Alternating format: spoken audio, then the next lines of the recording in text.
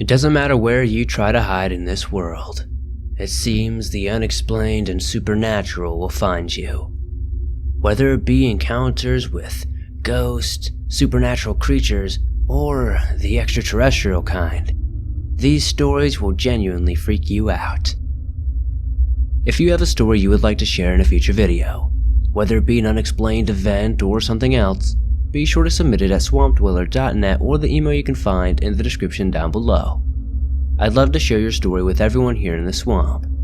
It's stories like yours that keep this channel going. Now, joining me today is my good friend from the Deadline podcast. He narrated story number 2, and if you enjoyed his voice, please be sure to check him out. The link to his channel will be in the top of the description. Before we get into the stories though, I do have a sponsor, and they're gonna explain to you just what they do. Do you love horror stories or weird fiction? Enter Maeltopia, a new world of horror fiction. Maeltopia is a YouTube channel audio series that features horror, dark fiction stories, and series that take place in the same strange universe. Listen to the Shepherd of Wolves series, where a killer who uses the bones of his murdered family as weapons is lured into a dark and mysterious game. Discover the Lost Journals and Tomes series, which delves into the many events and people of Maeltopia through first-person accounts. Or check out Maeltopia Tales, gripping stories that explore the macabre nature of this bizarre and haunted world. All series and stories intersect and influence each other, providing horror lovers an immersive experience. Just go to YouTube and search for Maeltopia, Maeltopia, a new world of horror fiction, or just click the link to our channel in the show notes below. So come visit us and join the darkness. One last thank you to Maeltopia for sponsoring this video. Please check them out as their links will be in the description down below. It is honestly one epic series. You can also download Maeltopia on Podbean and just about every other podcasting platform. Now let's get into these stories that'll freak you out.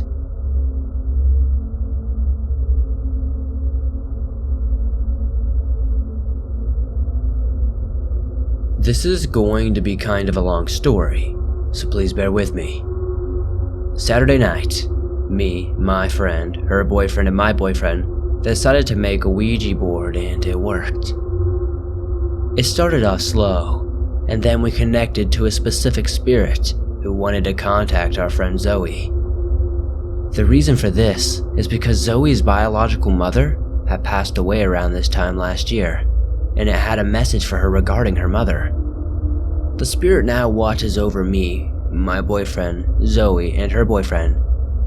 My boyfriend and my best friend's boyfriend were skeptical, and now because of this experience, they believe. Here are some things that have happened or have been said in the first session we had. One of the first things that was said to Zoe was Vicky, which is her now past biological mother's name, and then the word books. We all looked at each other confused until Zoe looked at us and said, "I used to read Vicky books in the hospital when she was brain dead," which made Zoe burst out into tears. The board then spelled, "I heard," which made us realize that her mother heard her while she was reading the books. We then asked the spirit if any of our loved ones had messages for us. We all have had someone pass. My boyfriend's grandfather.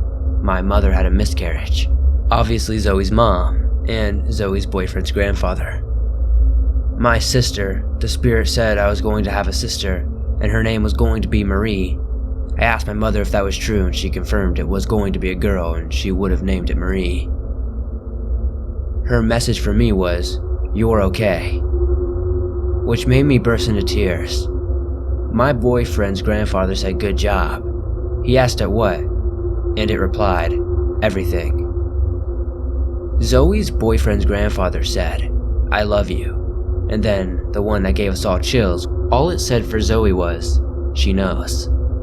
We looked at her and she said, "When Vicky was brain dead I kept telling her, 'I love you, I hope you know that.'" We had talked to the spirit for 4 hours during the first session. We considered it our friend, which is extremely confusing but kind of comforting. If anyone is interested, I can also send in what happened the other 2 nights. We're not sure what else to ask or if anyone can give us any advice. It would be greatly appreciated. I can feel the energy of this spirit and it feels extremely positive, but when the sun goes down, it kinda feels different, I don't know. Like the air's more charged or something. It does seem somewhat benign, but it's very protective over Zoe. I'm not entirely scared by this spirit, but I am curious if anyone has ever experienced anything like this before. And if this energy keeps escalating, should I be worried?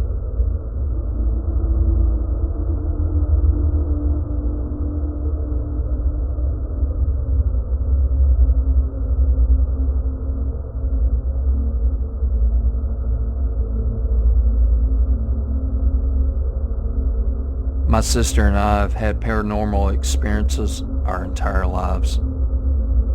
She's been able to communicate with spirits since she was very young, and I honestly think she would make a great medium if she wanted to. We moved into a new house in 2003, Mom's current home. The first experiences were mild. I see a girl about my sister's age walking around and think it was her. Or we would wake up to all the cabinets in the kitchen being wide open and the lights turning on and off. No big deal. We were used to it. We got a Ouija board for a holiday around my sophomore year of high school. We decided it would be a good idea to try and figure out who this little girl was.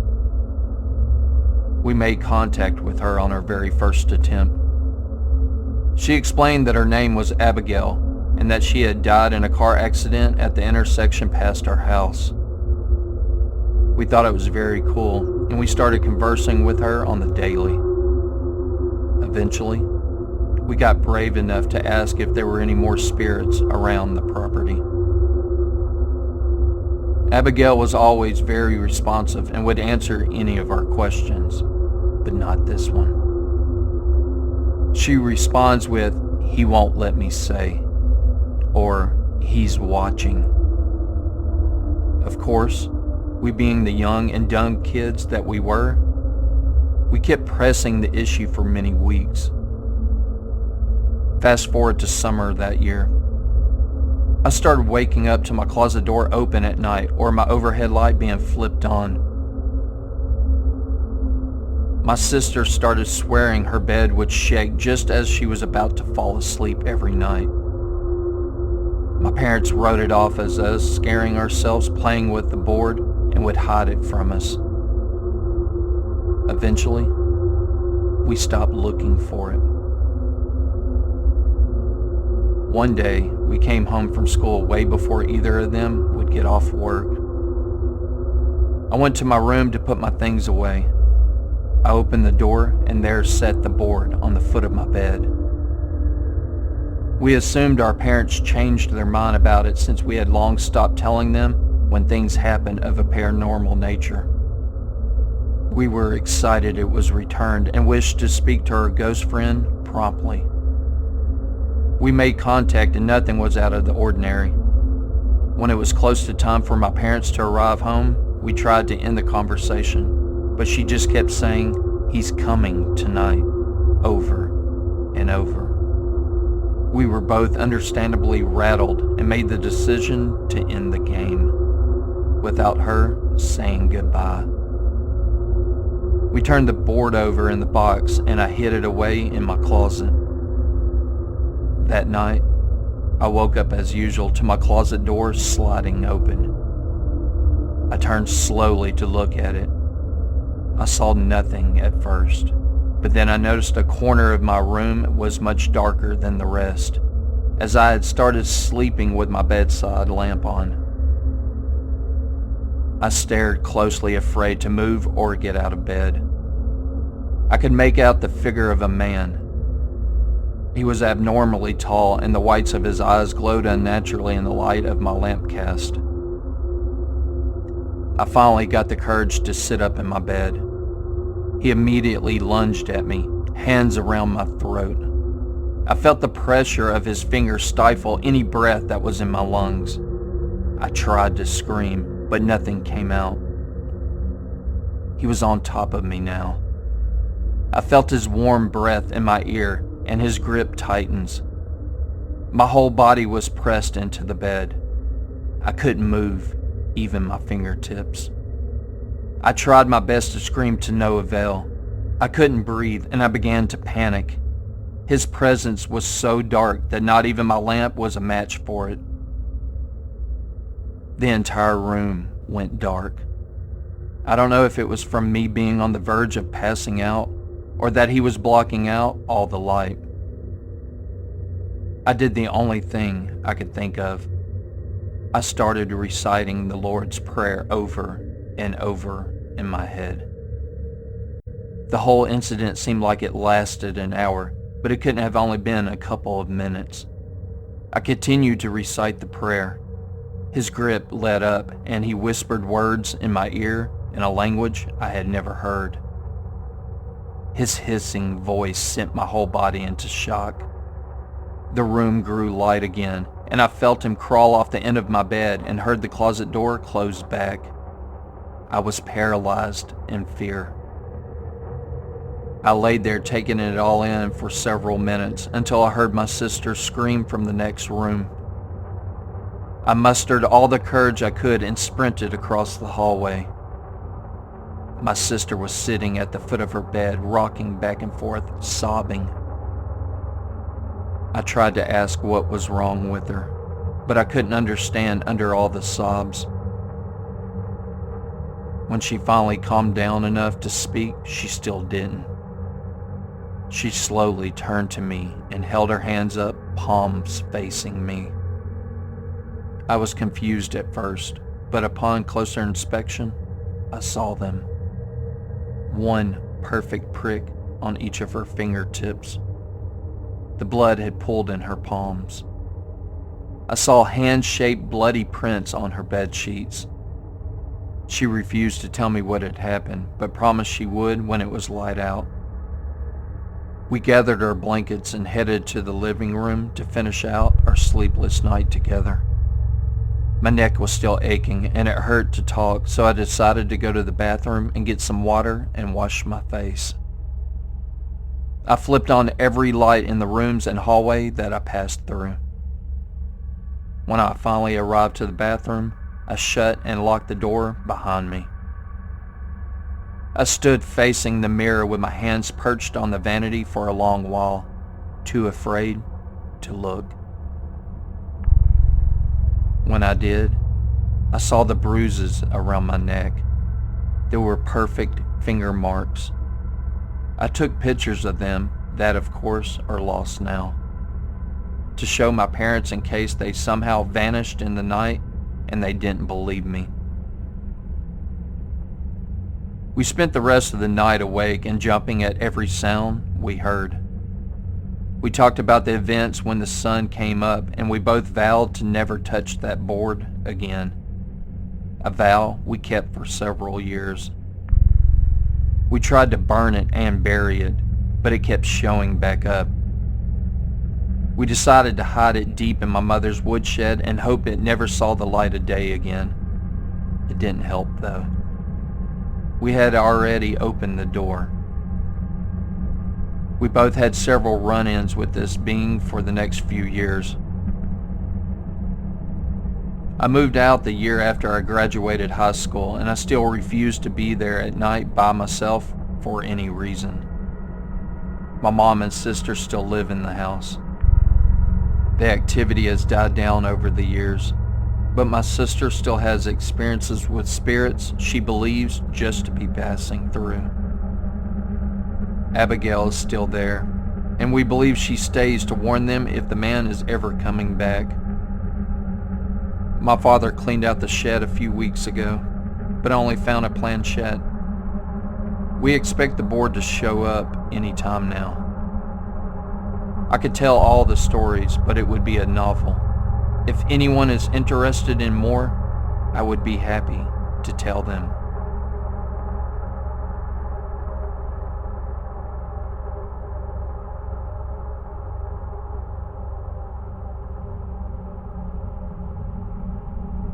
I purchased a Ouija board from Amazon thinking this was all bullcrap.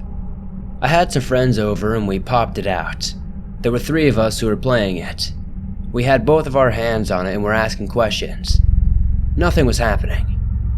We'll leave the slider on the board and leave the room. When I come back, the slider has slid off the board and onto the floor. Needless to say, we were pretty freaked out. Ever since then, my house has seemingly come alive. I've seen dark masses peeking around corners multiple times. I look and it goes away, and then it appears when I look away again. My parents and brother have also said they've seen and heard weird things since then. Their name being called when no one calls it. My brother claimed his phone charger slid across the floor. I had a different friend over a few weeks ago, and he woke up in the middle of the night and saw a tall, dark figure standing in the doorway watching him sleep. I asked everyone in the house, and they claimed that it wasn't them. Last night is the tipping point. I woke up at around 3:15 and saw a dark figure at the end of my bed. There was no face or distinct features, just a very big, very dark mass. It was darker than darkness. It disappears in front of me and I just felt so cold. I managed to go back to sleep and woke up throwing up this morning. I don't know what I brought into that house, but let me tell you this, Ouija boards are not to be played with. I got my brother and his girlfriend to play it with me to try to tell this thing to leave. And this time the entire board moved by itself. Nobody was even there. I do not think anybody else moved it or any pranks are being played, because why would anybody do this? They would have told me by now. This has been going on for months.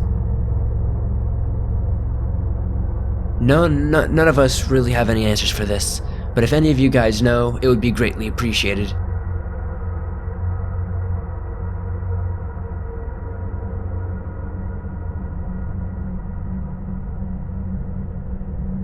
I've had so many strange and unexplainable occurrences in my life. From a UFO sighting to a few ghost/shadow figure sightings, it's sometimes hard to know which ones stand out the most. So, I'll go with the most recent one. Back in 2015 while I was finishing up college, I worked as a night custodian for the city school district, and I got on at its newest middle school building. It was a neat place, one of those more modern global schools. Sadly, that was the worst job I've ever held in my life for the reasons I'm about to discuss. For starters, I'm usually not the type who likes to get into a lot of unwanted confrontations, but a week or 2 before the school started, the manager and I, whom I'll call D, got into the ugliest argument I've ever had. Not like a slight disagreement, I mean one with lots of yelling and cursing involved. Whether it was something D did or I did, whatever the case, stress or misunderstandings, we both tried to move on. Usually, I'm supposed to come into our building an hour before school lets out, which is why I still notice what goes on with the staff and students. Anyways, skipping ahead a few months into the first school year, I immediately saw that many of the students are always in trouble. I'd come to work to see some of them out in the halls getting chewed out by the dean almost daily. Then, about a month or 2 before the end of the year, there had even been a report of fights breaking out among students, about maybe 5 or 10 times a month. I kept thinking that this was very unusual, even for a middle school, but the bizarre stuff happening late at night never stopped there. When the whole crew was in the office with our runs complete, we'd all hear sounds out in the hallways. Not the average clangs of AC units shutting off or metal crackling from the heat of the day. We all knew what we were hearing. These were footsteps walking down the tiled hallways. Also, the sensor-activated lights would come on at random. And the only time it's supposed to happen is when they detect movement in the main lobby. Not only were we all supposed to be the only ones in our office, but also in the entire building. Then, one other night, I was walking around the building outside, checking all the doors as the run requires. Right as I'm about to leave the playground on the north side of the building, I stopped dead in my tracks. About 15 feet away from me, I saw what looked like a white and misty, like a wisp of snow. but I knew the shape well enough for it to scare the absolute daylights out of me. It was a pair of legs going through the cement stairs toward the playground. As I made my way to the front of the building, I walked the rest of the entries. I was walking mainly backward just to make sure nothing was following me. When I came back to the first set of doors, I found I got into the building and checked the noises throughout the building. After a few years of working there, I had to move back home after college officially ended. But one of the reasons for quitting that job was that school itself. Despite the building being brand spanking new, I believe without a doubt that place had a paranormal entity living there, causing all the conflict and ruckus among the students and staff. This experience, and a few others before it, have affirmed my belief in a supernatural world around us.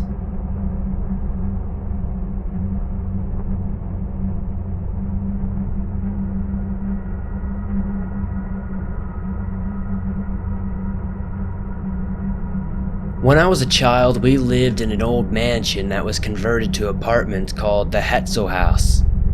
We lived in the attic apartment, and as children, we used to be hearing footsteps walk up to the bed with no one there.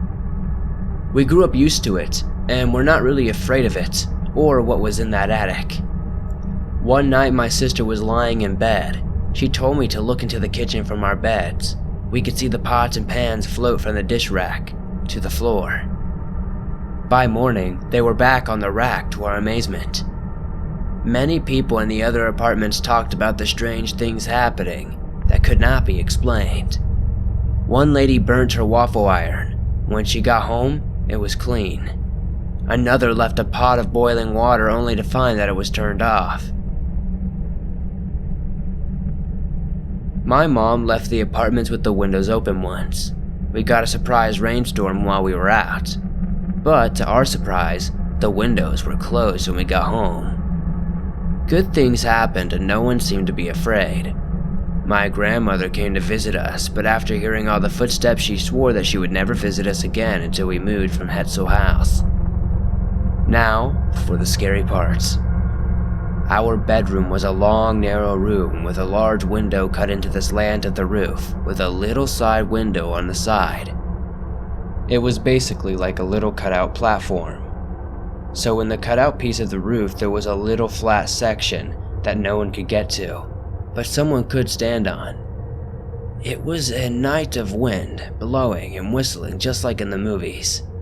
I could see out through the side window, and to my horror, there was something dark on the roof. As silly as it may seem, I definitely saw something with a top hat and a cape. It was flapping in the wind.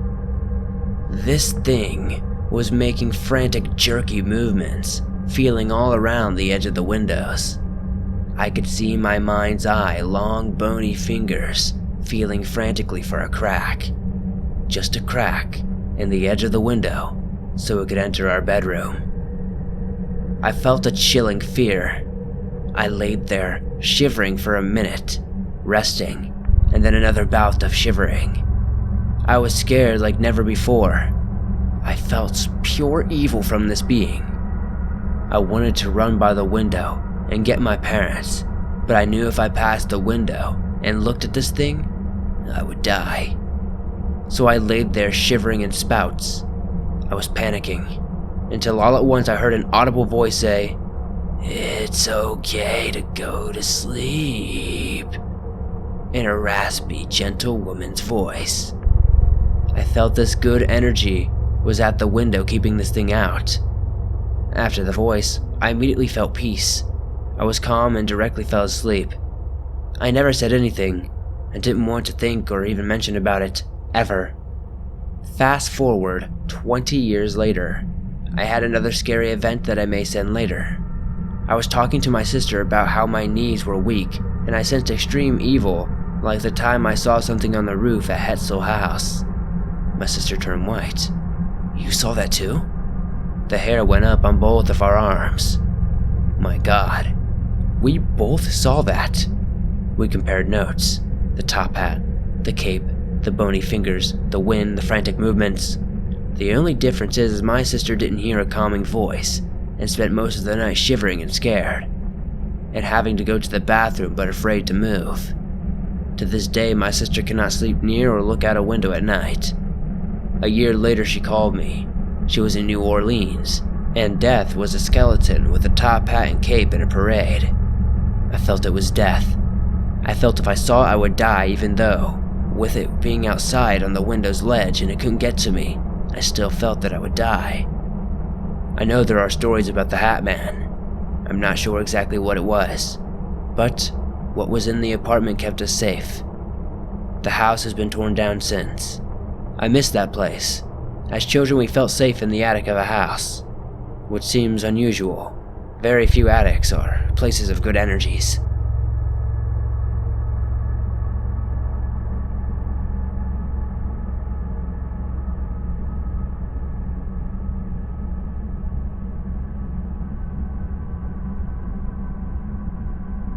Me and my dad loved hunting. We'd go every year. I was 12 when one morning we woke up at around 5 to go to the stand. My dad always liked to be up unusually early. We arrived at the gate and drive up to our small cabin. That's where we always unloaded our side-by-side. Well, I'm given the option to drive myself to the stand or my dad can take me. I wanted to seem tough, so I told him I'll take myself. I drove about 1.5 miles to get to my stand, and I usually parked 10 yards behind it, so it was pitch black. There was no moon. I was walking with my flashlight about to get into my stand. Then, out of nowhere, I heard a loud sound, almost like a gunshot, but it definitely wasn't a gunshot. I freaked out and ran to my stand as fast as I could. Through the pitch black morning, I constantly heard footsteps constantly around under my stand, and 10 minutes before the light came, I heard and saw nothing. I never could till this day figure out who or what that was. Why was it circling me? What was that loud noise? Was it a ghost? Was it some sort of supernatural entity? Was it some sort of overlapping timeline? I don't know. I've read so many things online, and I think I'm just confusing myself the more I try to research into it. Has anyone ever heard anything like this, or experienced anything like this? Thank you, Swamp, for sharing my story.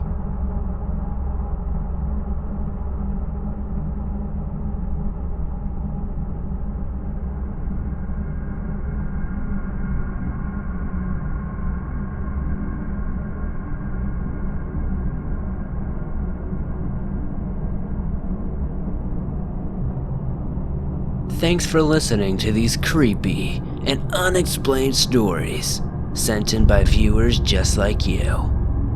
Much love to my friend from the Deadline podcast who helped me read story number 2. If you enjoyed their voice, be sure to check out their channel in the top of the description and subscribe. If you have a story that you would like to share in a future video, be sure to submit it at swampdweller.net or the email you can find in the description down below.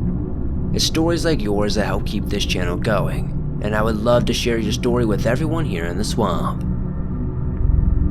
If you guys aren't aware, you can download your favorite Swamp Dweller scary stories on iTunes, Spotify, Podbean, and just about every other major podcasting platform out there.